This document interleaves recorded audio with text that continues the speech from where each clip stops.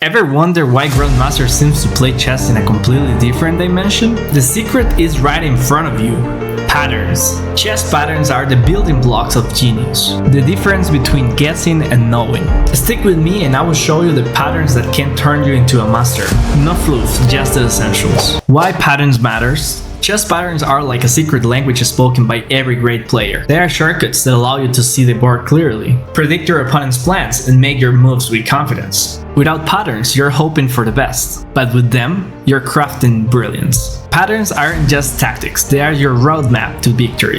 The 3 pillars of chess: patterns. Mating patterns, the ultimate goal of chess. Recognize classic checkmate setups like the back rank mate and smother's mate to end games decisively. Tactical patterns.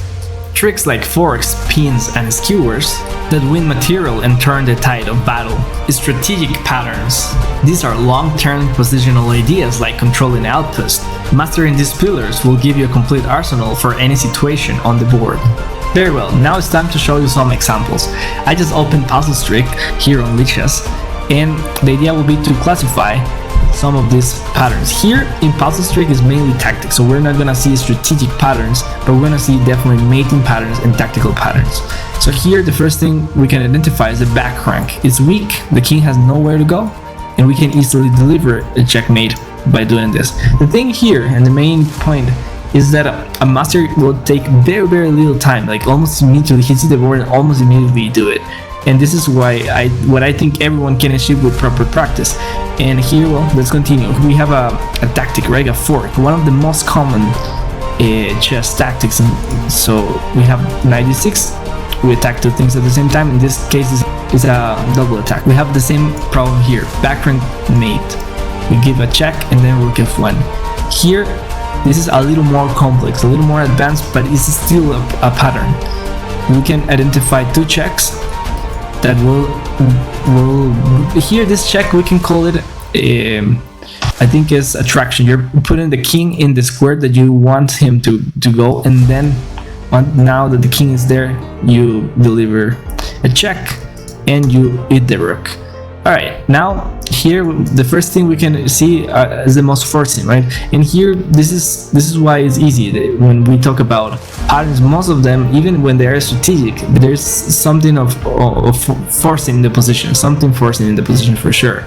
So here the main thing is we can see is check that will open up his king incredibly, and without seeing too much for, we can easily understand that he's in serious trouble. So there are some positions that you don't have to go too much deeper. Okay, so what do we do here? Well, it's just taking a piece. There's no pattern here, really. It's just forcing logical moves. All right, so let's do 2 more to continue with the strategic puzzles. So now we can just take pawn on f2, and we see these pieces are hanging. So here, I would not necessarily consider this a pattern, but because masters have done so many puzzles, they can almost without thinking understand that we just take the rook and the other bishop will be hanging immediately. I think I'm making emphasis in this point of almost immediately, like almost without thinking. And here you gotta get to this level, and I can promise you it is possible to get to the level where you can identify the best moves.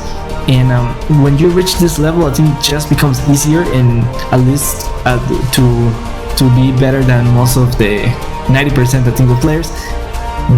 And from them, obviously, to keep improving, you have to focus very hard on openings and strategy. But these are the the first step for any player is like to get to the level where you can almost immediately see these things. For example, here we want to remove the defender. This is a pattern. Remove the defender. The bishop is hanging. The bishop is defending g2. You push the pawn, attack the bishop, and that's it. He has to give up the bishop. You're up a bishop. We're gonna finish with this puzzle. And here, the rook is hanging. The queen is overloaded. I can almost immediately, without thinking, see that the queen is overloaded, and understand that bishop f2, queen takes. I get an exchange and 3 points at the end. Obviously, we should see a little further. What if king f1? It's I think with bishop e3 it should be enough, and I think we're actually winning a queen in this combination at least if he moves there. Okay, and here we just have a checkmate with rook a8, but we're gonna leave it here and let's jump to the strategic patterns. All right, now we're talking about the strategic chess patterns, and for this I would like to introduce four of the main and the most important chess strategic patterns. Here the first one is piece improvement, right? This is a little general, but it still is something that we think as a master we try to find a piece improvement as fast as possible in any position. It's something like you can also, almost as a pattern, you can try to find. For example, here you see this position, the first thing a master will see if you discard any tactic is that the knight is very badly placed, and that is making the position very bad. So that's why we need to find a route. Some people will consider rook c8 to play knight c7, but they're all kind of tactical problems trying to achieve that, so it doesn't really work that well. And you don't have too many others. Like trading here to get the knight fast to f6 is actually a very bad idea. You're losing an important bishop. Bishop e7 is too slow, so the best, and you're also moving the bishop from a very good diagonal, so the best is g6. That's why this is what this player Jeff here played, and here simply knight g7, and to show you the point of the whole puzzle, after improving the knight significantly, the whole position makes sense for black, and little he started getting a better position. This is all because a master wouldn't waste time thinking about any other nonsense in this position. He will go right away and try to identify the key, the priority in the position, which is the misplaced piece, and then improve it. Second, we have active pawn play, or pawn play, pawn breaks, we can also call it pawn hooks. There are too many ways to call it, but in general, pawn play. So here in this position, king the center, this is a concept, a pattern as well, we can call it like that. King the center, open the game. In this case, d5 is a very good move. Surprisingly, if you ask the engine, queen e4 is actually the best because you're playing d5, but it's still related to d5. And after, for example, castle, his king is very badly placed, but long castle, you just play this normal move. And the problem, which is very hard to understand here, is that after 92, 93, or also this plan is even stronger. Yeah, black has serious problems, and it's very similar, but it's a little hard to see, right? Someone will believe that the pawn seems to be successfully controlled after rook d5, but it is not really the case because in the computer is seeing too many moves ahead. But for a human, d5 it also works very well in this game. It worked out. Queen d5, and what happens at the end? You're not really attacking the king, but it's more about an endgame, looking in the future. That's what a strategy is, right? Long run, looking to the long run. And here, little by little, black's position became worse and worse, and white won the game. This is pawn play, remember. Number 3, which strategic pattern we have, exchange of pieces.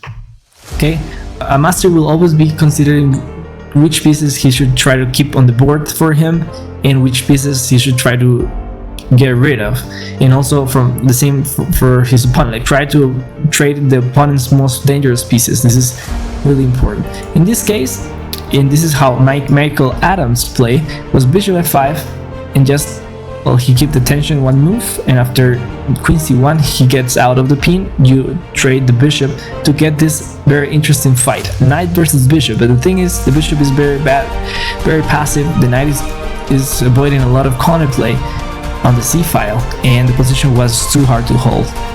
So we can see queen e5 how the game continued for a few moves, and the pawn suffered a lot, and he won. Okay, finally we have the last concept, and a very important one, the last pattern we're gonna call it. It's prophylaxis.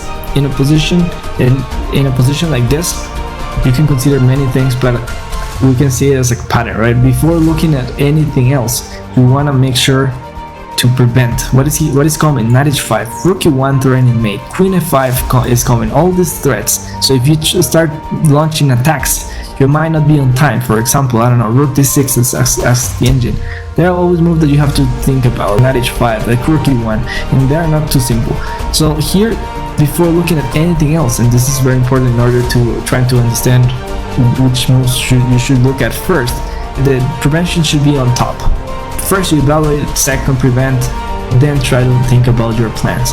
G6 followed by King D7 is an incredible maneuver. 2 moves and now all white active plans are stopped. And the game continues with Knight G2. And now it's Black who has the aggressive moves. He has the active plans. And little by little he won the first pawn, but it was super key to stop all kind of counter play by your opponent before trying to win the game. So these are the 4 main strategic patterns that you should. Let's do a recap. First, pieces improvement. Second, active pawn play. Third, exchange pieces. And number 4, prophylaxis. Alright, now let's talk about a simple and effective way to sharpen your pattern recognition. Pick a theme. Start with one type of pattern, like background mates, knight forks, or pawn breaks. Use a puzzle platform. Platforms like chess.com, EmmaChess, or Chessable have dedicated sections for tactical and positional. Filter puzzles by the theme you're working on. Repetition is key. Solve 5 to 10 puzzles daily on that pattern. Focus on accuracy, not speed. Review your mistakes. Always analyze where you went wrong. Understanding why a move works or fails is the real learning. Set aside 15-20 minutes a day and you will start spotting these ideas instinctively in your games. Patterns are the key to chess mastery. They let you see the board like never before, anticipate your opponent's plan, and dominate every phase of the game. If you're ready to dive deeper, check out my full video on the 7 secrets to becoming a chess master. Like, share, and follow for more chess mastery.